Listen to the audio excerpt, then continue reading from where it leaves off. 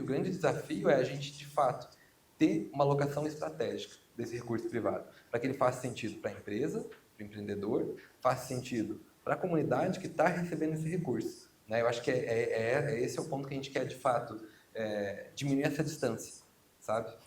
E a gente não pode pensar em apenas mercantilizar o investimento social privado. Investimento social privado não se resume a aporte financeiro, né? Ele tem que ir para além disso, porque senão a tendência, eu me lembro muito nos projetos em área de mineração, a gente fazia doação de cesta básica num mês e no outro mês não doava, e gerava um rebuliço enorme na comunidade, porque criou um laço de dependência. Então o investimento social privado ele tem que ultrapassar o laço de dependência para a gente alcançar autonomia. Eu acho que essa é a palavra, é trazer eles para dentro da discussão, não apenas como receptores de um investimento social, senão a tendência é que isso não perpetue, não se sustente ao longo do tempo. Então, assim, e o mais curioso dessas definições, todas elas são oriundas do terceiro setor. Então, quem está falando de investimento social privado, muitas vezes, é o próprio terceiro setor. Então, a gente tem que criar essas pontes, diminuir as distâncias, né, quebrar as dicotomias históricas, para trazer eles também para a discussão. Isso tem vantagens estratégicas, fundamentais, a gente vai falar mais para frente, para o mundo corporativo. E é essa compreensão que a gente precisa começar a ter, né, fortalecer ainda mais. Pô, comunidade não é obstáculo para o projeto, muito pelo contrário. Né, a ideia de licença social para operar é essa, trazer a comunidade para dentro, para que ela se aproprie do projeto e comece a falar, olha, esse projeto aqui é nosso, né, não apenas um provedor de recursos para o território de impostos para o município. Né? Muitas vezes o estigma está vinculado a isso. Vem mais uma empresa, o município vai arrecadar imposto, a gente não sabe como é que vai gastar. E na mineração isso é tão gritante, né? Porque entra muito dinheiro por causa do CEFEM, que é um imposto que a grande fatia do bolo vai para o município, e como que ele vai usar esse recurso? Né? Então, a comunidade fica muito dependente dessa gestão pública, que é altamente inconstante. Né? Os choques de gestão, as alterações e tal, levam a um cenário desconhecido para muitos. Né? Troca partido político, troca ideologia, aí muda completamente a forma de gerir o território. E a ideia não é transferir responsabilidade para a empresa, mas é trazer uma nova concepção do território e de que forma que o empreendedor, o mundo corporativo, pode, de fato, promover transformação a longo prazo, né, que é a ideia aí do conceito final. E aí, quando a gente fala de mobilização e engajamento das partes interessadas. E parte interessada, a parte interessada é só a comunidade.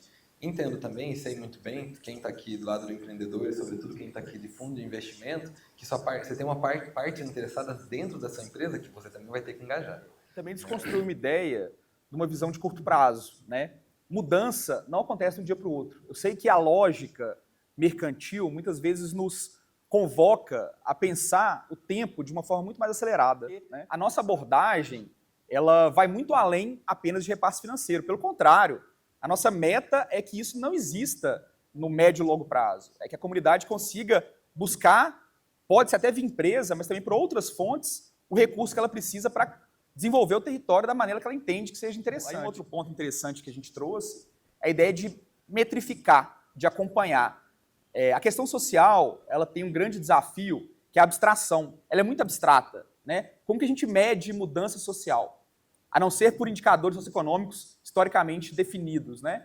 Então, assim, a gente precisa encontrar formas de medir e avaliar o desenvolvimento. E, se for o caso, repensar e voltar lá atrás para reconstruir um modo de transformação social. Eu acho que é o grande desafio de toda a área técnica.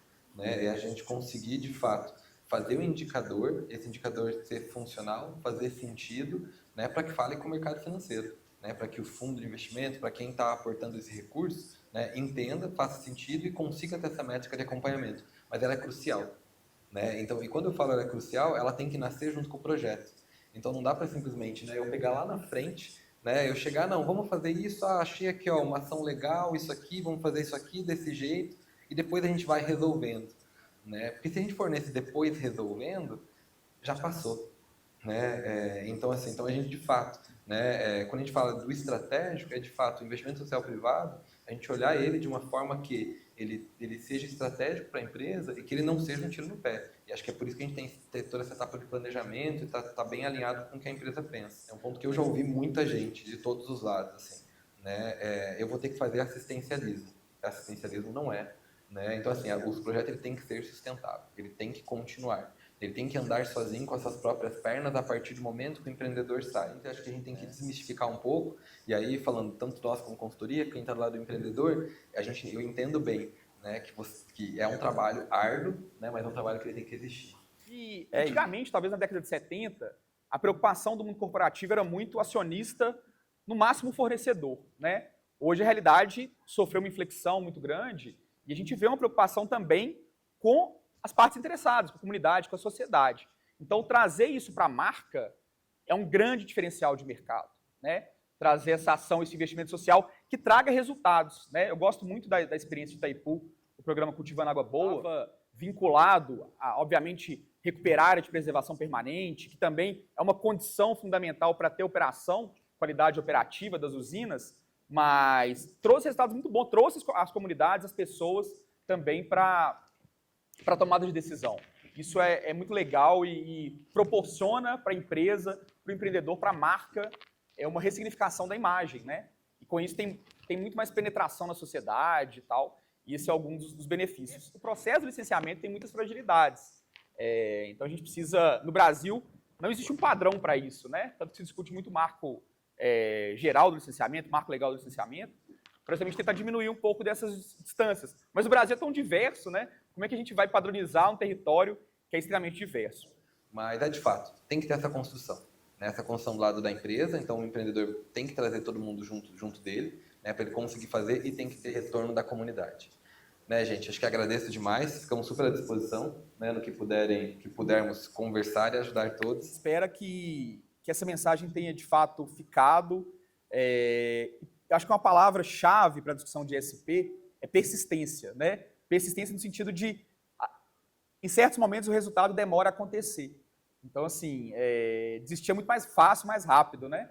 Mas, assim, persistir na ideia de transformação, para que o resultado seja colhido lá na frente, é uma reflexão interna fundamental para a gente repensar a forma de atuar no âmbito social.